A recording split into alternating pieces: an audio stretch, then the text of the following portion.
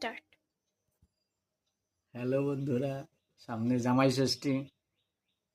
শাশুড়ি করলো নিমন্ত্রণ, নতুন বিয়ে করেছে প্রথমবার, যাচ্ছে শ্বশুরবাড়ি।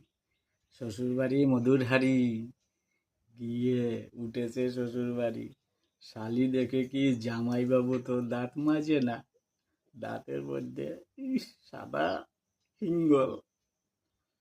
শাশুড়িরে বলে কি, মা জামাইবাবুর দাঁতে কি এইগুলো? আমার বান্ধবীরা এসে দেখলে মান সম্মান থাকবে বলো? শাশুড়ি বলছে, বাবা একটা কথা বলবো। বলে, বলেন মা, বলেন বলেন। বলছে, আমাদের প্রথমবার জামাই ষষ্ঠী করতে আসলে শাশুড়ির কাছ থেকে টাকা নিয়ে গিয়ে বাজার থেকে আখ কিনে খেতে খেতে আমাদের বাড়ি আসতে হয়, এটাই আমাদের নিয়ম। বলদা ভাবছে কি, শাশুড়ি টাকা দেবে, যাই বাজারে যাই আখ কিনে খাই।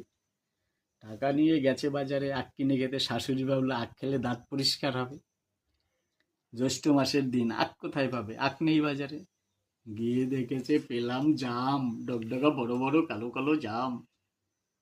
জাম কিনে খেয়ে কি অবস্থা! টাকা রইলো হাতে, আটার যে বিস্কুট, ওই এক কিনা খেতে খেতে বাড়িতে আসছে। এসে দেখে দাঁতের মধ্যে কালো হয়ে তার মধ্যে সাদা। শাশুড়ি বলে, ও জামাই, তুমি কি করছো? তোমারে আমি ছাতা সারানোর লেগে পাঠাইলাম বাজারে আখ কিনে খাওয়ার জন্য, এ তো তুমি ছাতা সারাইতে গিয়ে আরো জড়াইয়া আইলা। বন্ধুরা সবাই কিন্তু দাঁত মাজা যাইও শ্বশুর বাড়ি, তাইলে কিন্তু তোমার কপালেও দুর্ভোগ আছে।